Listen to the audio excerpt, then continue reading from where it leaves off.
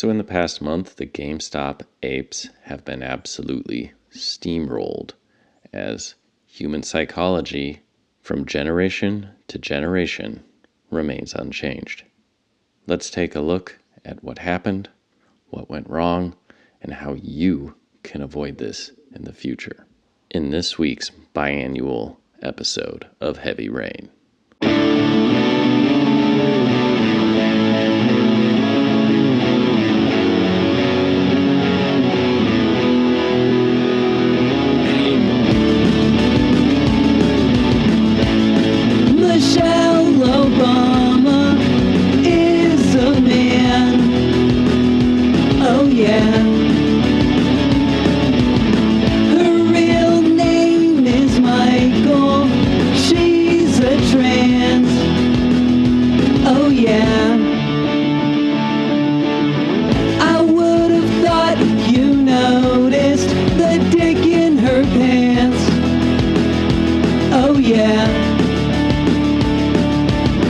Obama's really a homo. His wife is a man.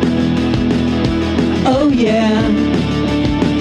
They had the country fooled with it. They really had us fooled. They had the whole world fooled with it. Yeah, they had us all fooled.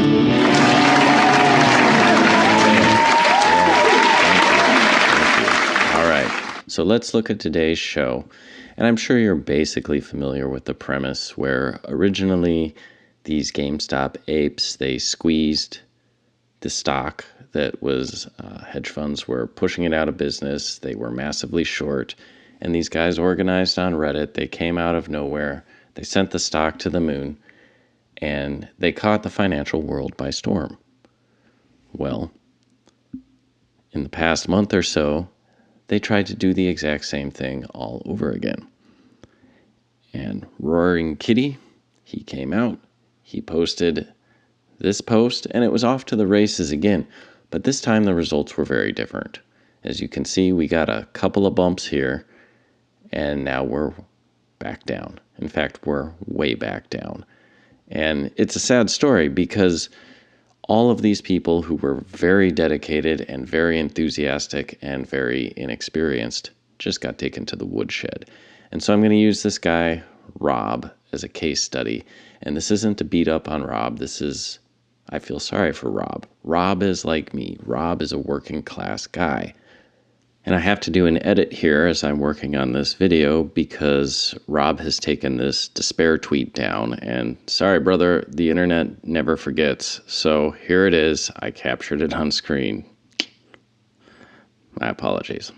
So anyway, and it sucks. It sucks to see regular working people just getting pasted by the financial class. But the bottom line is you can't set yourself up for it. Like, is the game rigged? Yes, the game is rigged. Are the odds against you? Look, life is very unfair. You are what? Part of the middle class? What does that tell you? We live in a class system, and the middle class is slipping. We're all being pushed into the lower class. There are lower classes and there are upper classes. But there is also lower class behavior. Like throughout history, what really established the upper classes? Education, behavior, and institutional power. You had to have those things going for you. And the lower classes were uneducated, they were drunkards, they had no skills, and they behaved stupidly.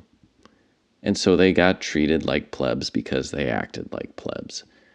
So let's go back so far in the distant past here, June 19th, 2024. Our friend Rob, the truck driver, he posts on Twitter, "It's Ken Griffin and Dougie, so big fund managers, versus us the apes, dumb money. Rich versus the working class. I'm not leaving. I know what I stand for. Do you? AMC and GME." And he posts his position here, which he seems to have picked AMC stock over GME, but he talks a lot about AMC and GME. You know, you can see him here cheerleading on May 19th, AMC to 100, GME to 300. Well, that didn't happen, and also those are absurdly optimistic projections. But this is what people were thinking was going to happen. All of the meme mania is tied together. I'm going to focus a little more on GME because I'm more familiar with it, but it's the same general story. And he has this absurdly narrow position. It's 94% apparently in AMC with an average cost of $40. And at the time of posting, it's at 4. A total return of minus 63,000. So we're gonna go on this assumption that our buddy Rob had $70,000 to invest. And look, you could see him here, like working 14 hours a day driving a truck. Like, man, I feel you. Like, I feel that just endless grind. Like, I'm nobody special. I can probably save between $10,000 and $15,000 a year. So depending on the bills, right? Depending on something goes wrong with the house or the car or some other tragedy, that's about all I can save. You're talking 70,000 is in the neighborhood of 5 to 7 years of nothing but savings. So you, a youngish guy trying to make money, what do? Well, please don't do this. Do not put all your eggs in one basket, because whatever the investment, something can always go wrong. And when you have such a narrow thesis as we're going to stick it to the man, that's not a very good way to manage money. You can see he's hanging everything on the fact that all these guys, these Redditors, these apes are going to stick together with their diamond hands and never sell. Where he says, I know what I stand for, do you? This war between Ken Griffin and himself. Like, there's a reason Ken Griffin is rich. And yes, a great deal of it is privilege. But he never put all his eggs in one basket on a YOLO trade either. Because that's how you end up broke. Like, there's often there's a pattern where you get someone that pulls themselves up by their bootstraps, first generation wealth. They're very frugal and they're very well informed, highly educated. The second generation, their life is just a little too soft. Everything comes a little easier. They have better connections. They have better institutional access. And then by third and fourth generation, unless you kind of have one of these families that's used to being wealthy, a lot of times it's lost. And they go right back down to working class. So let's go back to June 13th, 2024. There was still hope in the GameStop world. Finance-a-lot, who was kind of on top of this, who took a probably reasoned and he took a bullish position, I believe, but it was something where he could afford to let it fall. But if there's a mania, you can ride it. You can make money on a mania. But by then, he's coming out saying about Keith Gill, Roaring Kitty. He came, he saw, he pumped and dumped. Keith Gill's entire options position is closed. Thanks for playing. To which I said, so 120G GME not incoming? Sorry, kids. And my buddy down here informed me he increased his position. Well, yes, he exercised some of those options, which means they weren't all going to expire worthless by June 21st, which is what he had. Roaring Kitty did make money on this, but he kind of took retail for a ride, and most of the guys that jumped on this bandwagon did not make money. So that was June 13th. By June 17th, GME had a shareholder meeting, and their highest priority was diversity, equity, and inclusion. To which I posted, game over, insert coins to continue. Sorry, guys. All your eggs in one basket? Oops, what happens when the company you went all in with goes woke? Management does stupid things. Like, company management does stupid things. This is why you need diversification. They do stupid things. There's a reason the company's failing. There's a reason it's trash, right? And plus the business model is out of date. That doesn't help anything. Do you own physical copies of games or digital copies? By the 18th, GME update, call your mom, looks like the whales exited at $30. To which I posted, Every cycle creates a generation of people who lose so badly they will never touch stocks again the rest of their lives. If they think GME is bad, just wait until Nvidia pops. And then I post, unpopular opinion, we are about to lose a whole generation of investors.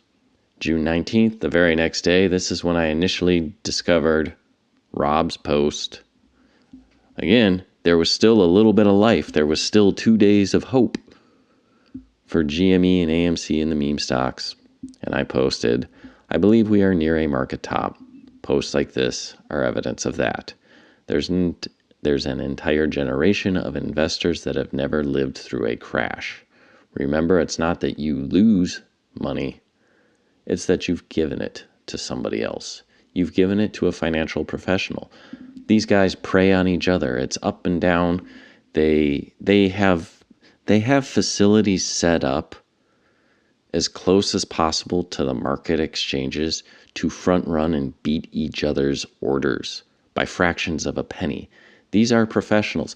And if you think you're going to beat them with anything other than the perfect ambush, the perfect surprise that was back in the day, think about anything you're good at and then think about a professional. What is it you do? Do you ski or snowboard? Like, have you ever been on the mountain with a professional skier or snowboarder, even a bad one, even one that never wins? Think about how good they were. Or maybe you lift weights, like I enjoy lifting weights. Have you ever been around a dude that is a professional weightlifter? I've been around successful amateurs. They're unbelievably strong. There's no way in my life, on my best day, I could even do half of what these guys are doing. Just think about it. What do you run? Do you mountain bike? Take your hobby and then compare yourself to that guy that's a professional and realize that that gap exists between you and these financial guys. Now, at last, I want to get to this thread I put up today. And again, this isn't gloating, but it's not something I could have said till after the options expiration yesterday when all hope is basically gone, because there was such rabid fanaticism. If you tried posting anything against these meme stocks, the followers would rip you apart. Well, that's not investing. Investing isn't a religion, although I don't like that comparison. Investing is not an ideology. In the end, it's a numbers game. You're investing in businesses. You're investing in companies. And you can see Rob again 2 hours ago. And again, we're not dunking on Rob. We're learning from Rob. I actually respect Rob a lot. He's a hardworking guy that caught up largely in financial fake news.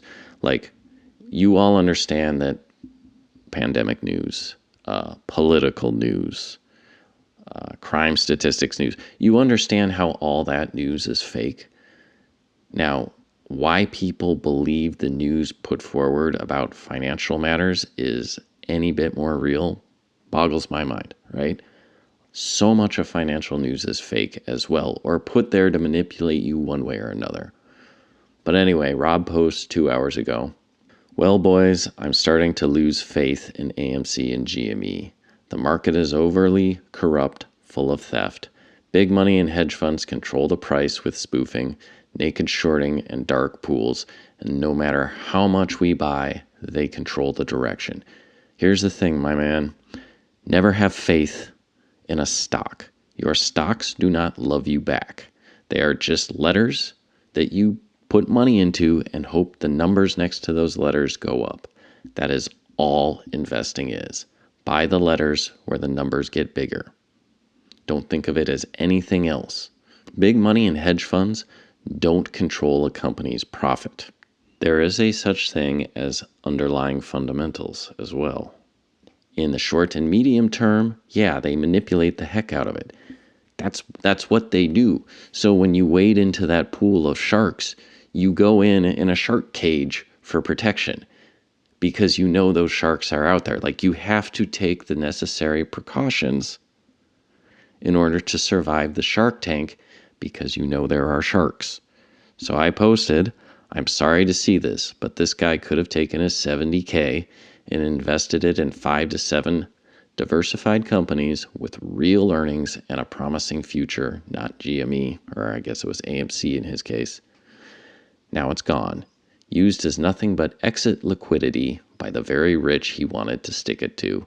When in doubt, stick to an S&P ETF. And here's the thing with an S&P ETF. You all know NVIDIA right now is massively outperforming. What is making the S&P ETF go up?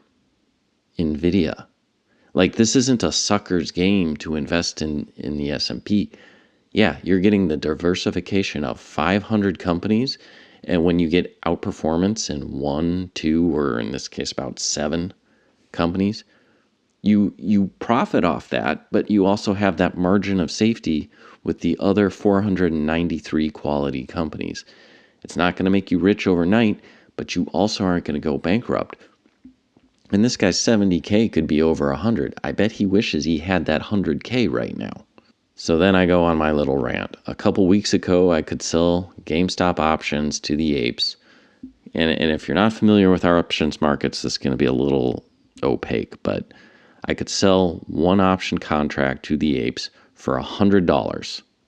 So I'm not buying the option, I'm selling the option at a strike price of 125 that expired on 6/21. That's yesterday. This insanity assumed a 4x move in a matter of days on a failing company. I hate seeing my fellow working class brothers do this, but you paid my bills. I sold options with ridiculous premiums at prices that GameStop was never going to go to for $100 here, $100 there. And I took your money and I paid my heating bill, my water bill, etc., my internet bill with your money. Like, you gave it to me expecting ridiculous stock performance on an extremely compressed time frame. That's a bad bet. Like, sorry. Now I draw this comparison here, whether it's GME, AMC, Cisco Systems, NVIDIA, or tulips. Are you guys familiar with the tulip mania? Way back in the day, like the Dutch Trading Company or something, an old bubble. Retail always piles in at the last and worst possible moment. They buy absurd momentum at insane valuations and rabidly cling to the dream of easy wealth. And every single time the rug pull hits, and we lose another generation of investors, another generation of guys that are doomed to the lower and working class, right? Like my man there, Rob, should have $100,000 right now with the S&P, SPY. There was nothing stopping him from buying SPY. They're just little letters. He just needed to buy the letters that were going to go up instead of the letters that were going to go down. Don't fall in love with your letters. They don't love you. I pivot to NVIDIA. NVIDIA and AI is a big thing. I think this is also a bubble. But this is the way you should be thinking when you're looking at an investment. Like, look, AI is going nuts. NVIDIA is going nuts. If you want to buy some AI stuff, couple things. You could buy NVIDIA, but do it in a reasonable way. Get yourself a portion of your portfolio. Not 100%, just a portion. Or look at derivative plays. Here's one I like. Bullish on AI. Consider CCJ, which is Cameco, a uranium stock. AI will need power that only nuclear can provide. Couple that with the green revolution, right? Love it or hate it, green energy is a political thing. They're going to push it, and really, you're not powering AI or civilization with windmills. Uranium, nuclear, that's the only option. Also, there's geopolitical tensions with Russia, as you might have heard, which produces a huge amount of the world's uranium. Again, these markets are global. It's like the oil market. Yeah, we make a lot of oil in North America, but some little country in the Middle East, tensions flare there, the price of oil spikes. Why? Because it's a global market. So you see, I've got 3 ways to win on this Cameco play. It's better than a GME YOLO. You've got to give yourselves more ways than one to win, brother. You got to give yourselves more than one way to win. Because guess what? Certain theses, certain ideas, certain plays, they will fail. And if you're all in on one company and that thesis fails, you're hosed. You may be hosed for life. For me, losing $70,000 would be a life changer. Like, I'm bullish on Cameco, but I have 1/10 of my investable capital in Cameco. 1/10. That company can get cut in half, and it may well get cut in half because I think we're due for a big market correction. It could well get cut in half and not impact my long-term financial future, right? But if it keeps going up, and it has been going up nicely, if it keeps going up, it's going to help me, but it can't blow me out. So here, sorry, I gotta quip a little bit, but did you throw away all your money on GME this month? Consider this, apes. You didn't lose money, you gave it away. The hedgie you gave it to is now using it to snort coke off a hooker's ass and laughing himself silly. And there are serious financial resources on X when you're ready to learn. And that would be the lesson, right? Like, when you're like, yeah, diamond hands, you're not being tough or indomitable. You're just standing in front of a moving train. You're being predictable. You're the British redcoats standing in a line while the American snipers pick you off from the forest. You're giving your money to someone. When you lose, every time you lose, there's two sides to every trade. Every time you lose money on a trade, you gave it to someone else, and they profited off of you. See, this diamond hand things isn't winner mentality. It is loser mentality. It is lower class mentality. It's taking what should be a discipline and turning it into a lotto ticket behavior. It's going to the casino and putting it all on black, which would have been a better bet because you would have had higher odds. And so I give this comparison. It's a little tiresome, and there is a lot of issues with these sorts of comparisons, but the greater point stands. Here's Cisco in 2000 versus NVIDIA today. I get this sort of comparison has flaws, but the lesson here is when you see something go parabolic, it's time to step aside, okay? You will recognize when the chart goes straight up, when everybody you work with is talking about it as they are with me. Like I said, work in a warehouse. We ain't smart. Why are you guys buying NVIDIA now? Now, if you have some, ride it, take some profits, do you. I'm not going to tell you how to manage your money, but I'm going to advise you when you see the pleasurable side of the parabola, there's a refractory period coming. And in the case of Cisco Systems, it was a 20-year refractory period. For those, like my friend's dad, this would be the generation before me, that bought Cisco in 1999 and 2000, it took them until 2020. And you got to realize the internet changed the world. If you weren't around before the internet changed the world. Like, the investment thesis was right, but the market performance was terrible. It took 20 years to simply get back to even because they bought into the parabolic feeding frenzy of I'm going to get rich tomorrow. And so I remind you here at the end, it isn't value being created that you're seeing. It's human psychology. Price is set at the margin, i.e. the greater fool. The price on that stock is not what it is worth. It is not its value. It is the value that the human mind is putting on it in this moment. Price is set at the margin. What does that mean? So you live in a neighborhood. Say there's 100 houses in your neighborhood, and the houses are, say, $500,000 a piece. Why? Because the last home that was sold in your neighborhood sold for $500,000. Now, what happens if there's a liquidity flood?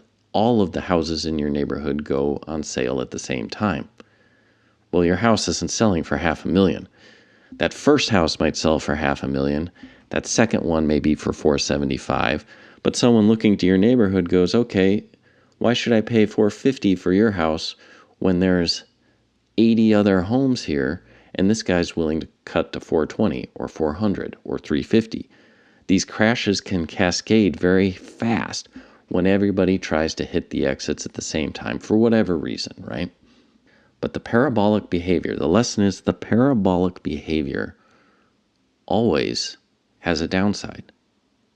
Nothing goes straight up forever. I mentioned the tulip mania. Research that one. It's a nice It has no emotional investment for any of us to see these people getting destroyed in something as stupid as tulips. Study the crash of 2000. Look specifically at things like Cisco Systems. Study the crash of '08. I knew guys that were flipping houses. Oops, what happens when you get stuck with a house in a market that starts collapsing? AI stocks? Again, Nvidia may make a fool of me, but I wouldn't buy it now. You can take derivative plays, a derivative play like, say, an energy company that hasn't run up quite so insanely and has other ways you can win if your initial thesis fails. You know, I said I'm bearish on stocks. Does that mean I go all in cash? Well, absolutely not.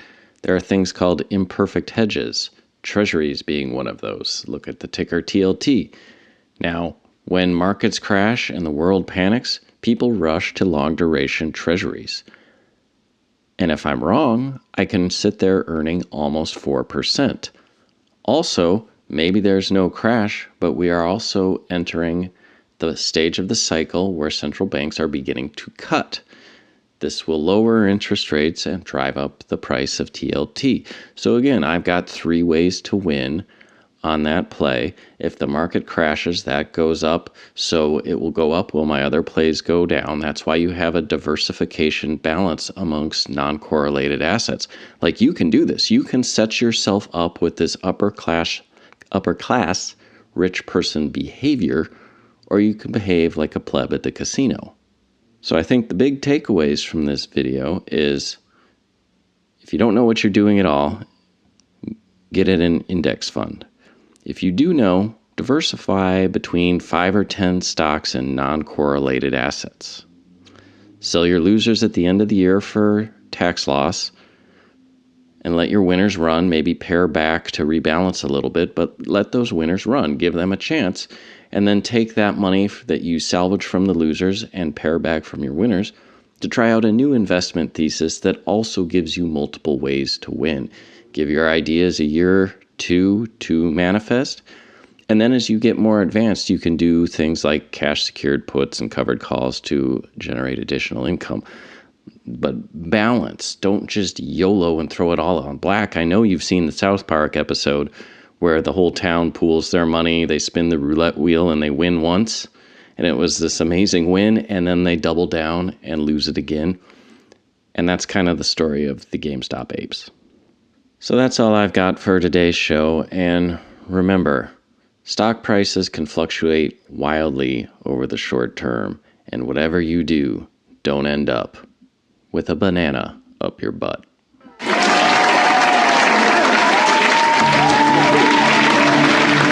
I would have thought you noticed the dick in her pants. Oh yeah. Obama's really a homo. His wife is a man. Oh yeah. They had the country fooled with it. They really had us fooled. They had the whole world fooled with it. Yeah, they had